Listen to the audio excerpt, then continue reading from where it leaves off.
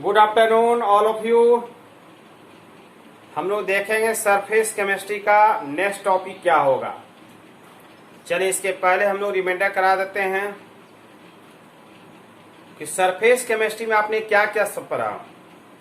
पहले तो आपने सरफेस केमिस्ट्री की परिभाषा सीखा, उसके बाद आपने सीखा कि सतह पर जो घटना घटित होता है वह अधिशोषण और अवशोषण होता है। उसी अधिशोषण में आपने देखा कि अधिशोषक और अधिशोष आता है। फिर सबका परिभाषा हमने समझा दिया और दोनों में अधिशोषण और अवशोषण में क्या क्या अंतर बता दिया। फिर उसके बाद छोटा सा डिफिनेशन आया, शोषण और विशोषण। शोषण का उल्टा विशोषण। अब हम लोग देखेंगे जो घटना घटित होता है अधिशोषण पे उसकी कितनी अवस्थाएं होती है, उसके कितने प्रकार होते हैं। तो दो प्रकार होता है। पहला होगा भौतिक अधिशोषण और दूसरा होगा रासायनिक अधिशोषण। इसलिए हमने हेडिंग दे दिया अधिशोषण के प्रकार, types of absorption. Types of absorption. तो यह कितने प्रकार का होता है? तो यह दो प्रकार का होता है। पहला क्या होता है? भौतिक अधिशोषण और दूसरा क्या होता है? रासायनिक अधिशोषण। अब यह भौतिक अधिशोषण क्या है, रासायनिक अधिशोषण क्या है, इसका भी हमने आपको बता दिया है। अब आप कहेंगे आपने कहाँ पढ़ाया? तो क्या हमने अधिशोषण और अवशोषण नहीं पढ़ाया है? तो नहीं पढ़ाया है तो चलिए एक बार पुनः रिमाइंडर करा देते हैं। पहले हम समझा देते हैं, इसके बाद तब क्या करेंगे, डिफाइन कर देंगे। क्लियर? तो देखिए हमने जब भी कहा अधिशोषण जब भी होगा तो कोई ठोस होगा। चलिए मान लिया हमने यह ठोस है, इसमें अपना ठोस के अणु रहता है। अब बाहरी पदार्थ जो इसकी सतह पर आकर चिपक जाता है, बाहरी पदार्थ जो इसकी सतह पर आकर चिपकता है, तो यह चिपकना जो हुआ वह क्या कहलाया? अधिशोषण। अधिशोषण। ठीक है। अब इस अधिशोषण में जो बाहरी पदार्थ इस सतह पर आकर चिपका है, यह जो चिपका है इसमें एक बल कार्य किया है, इसमें बल लगा है, आकर्षण बल। अब कौन सा आकर्षण बल लगा है? तो उस आकर्षण बल को कहा जाता है वांडर वाल्स बल।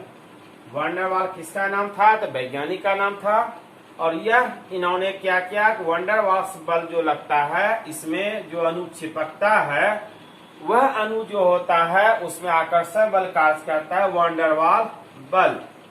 अब वांडर वाल बल कैसा होता है? यह बल जो होता है वह कमजोर होता है। क्या होता है? कमजोर।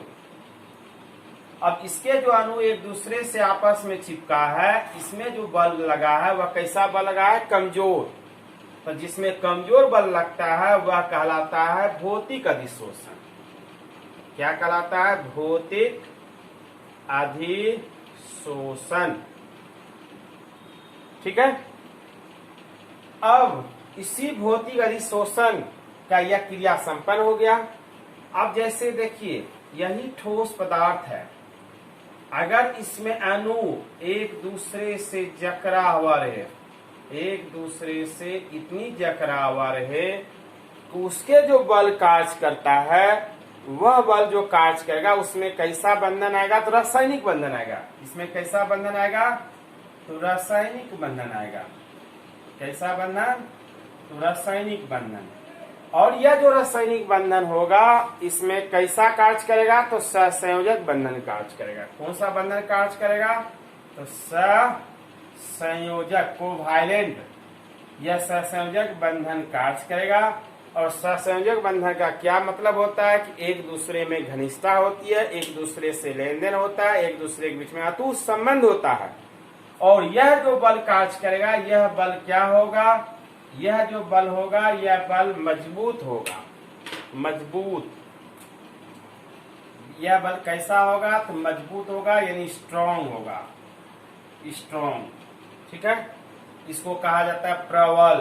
प्रबल नहीं समझ लेंगे, प्रबल। ठीक है। लेकिन भौतिक अधिशोषण कौन बल कार्य किया था? वांडर वाल्स बल कार्य किया था, जिसमें कैसा बल था? कमजोर था। इस कमजोर को दूसरे तरह से दुर्बल भी कहा जाता है, दुर्बल। क्लियर हो गया?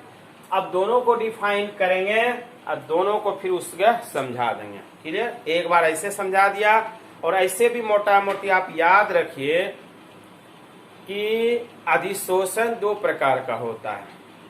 पहला हुआ भौतिक अधिशोषण और दूसरा होगा रासायनिक अधिशोषण। भौतिक अधिशोषण में कौन सा बल कार्य करेगा? तो वैन डर वाल्स बल कार्य करेगा। तो वैन डर वाल्स बल कैसा होता है? तो कमजोर होता है। कमजोर का मतलब दुर्बल। ठीक है। अब यह जो बल कार्य करेगा इतना कमजोर होगा कि इस बल को हसकाना भी चाहेंगे एक दूसरे से, जब चिपका हुआ कहेंगे दूर हसक जाओ, तो वह क्या होगा? दूर हसक जाएगा। चिपकाएंगे तो चिपक जाएगा। ठीक है।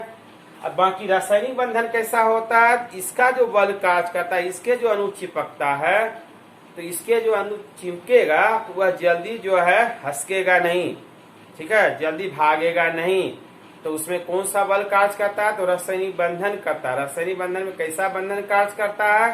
तो सहसंयोजक बंधन कार्य करता है। क्लियर हो गया? अब ये सारे को समझा दिए। इस परिभाषा से आपका क्या होगा? अंतर स्पष्ट हो जाएगा और याद करने का भी जरूरत नहीं होगा। चलिए अब डिफाइन कर देते हैं इसको यहाँ से। अब एक साथ मिला करके हमने दोनों को समझा दिया।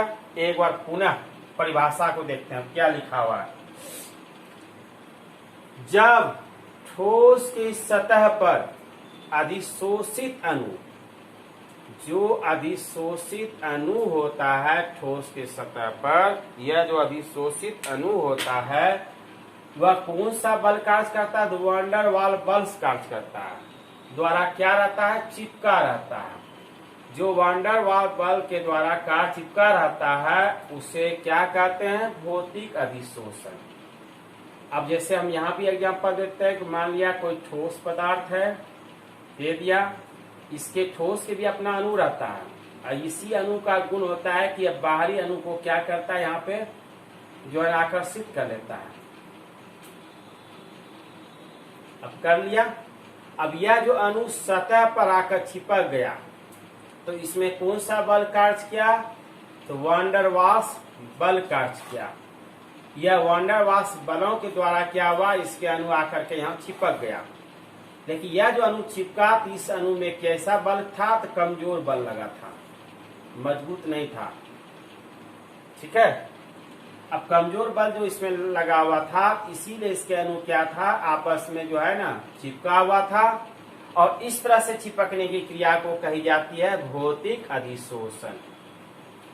आगे बात समझ में। फिर दूसरा है रासायनिक अधिशोषण, केमिकल एब्जॉर्प्शन। केमिकल एब्जॉर्प्शन इसमें क्या होगा? जब ठोस के सतह पर सेम बाय सेम वही चीज होगा, अधिशोषित अणु मजबूत यानी प्रबल यानी स्ट्रॉन्ग रासायनिक बंधन। रासायनिक बंधन में कैसा होगा? तो सहसंयोजक बंधन के द्वारा क्या रहता है? चिपका रहता है। तो उसे क्या कहते हैं? रासायनिक अधिशोषण। जैसे इसको भी उसी तरह बना देते हैं, जैसे ठोस के अणु है, इसमें भी अपना अधिशोषित जो है अणु रहता है। अब यहाँ क्या रहता है? अणु अधिशोषक। अब इसके अणु इस तरह से जकड़ा रहता है, इस तरह से जकड़ा रहता है, एक दूसरे को अलग करना चाहेंगे तो इसके अणु अलग नहीं होगा, एकदम जकड़ा हुआ रहता है। चलिए इसके अणु रहता है यहाँ पे। अब इसमें कैसा बंधन कार्य करता है? तो रासायनिक बंधन। रासायनिक बंधन। और यह रासायनिक बंधन में कैसा बल होता है? कैसा रहता है? मजबूत यानी जो है प्रबल। प्रबल कह दीजिए या मजबूत कह दीजिए या स्ट्रॉन्ग कह दीजिए। ठीक है।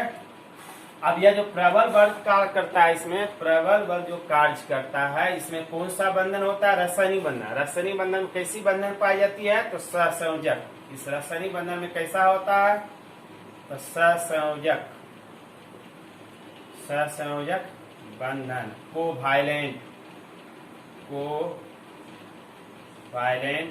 बॉन्ड कार्य करता है। क्लियर हो गया? तो उसे क्या कहते हैं? रासायनिक अधिशोषण। तो सब क्लियर? क्या एक बार पुनः समझाना होगा? एक बार पुनः समझ लीजिए। अधिशोषण दो प्रकार का हुआ, भौतिक अधिशोषण और रासायनिक अधिशोषण। भौतिक अधिशोषण में कौन सा बल कार्य करता है? तो दुर्बल वांडर वाल बल के द्वारा अणु क्या रहते हैं? चिपके रहते हैं। इसी को कहा जाता है भौतिक अधिशोषण। रासायनिक अधिशोषण में क्या होता है कि इसके अणु जो चिपका रहता है उसमें रासायनिक बंधन कार्य करता है। रासायनिक बंधन में कैसा बंधन होता है? तो सहसंयोजक बंधन रहता है, तो उसे क्या कहा जाता है? Chemical adsorption. कॉन्सेप्ट क्लियर हो गया? अब इस दोनों का अंतर होगा और अंतर भी बड़ा इजी होगा, इसी पर आधारित होगा।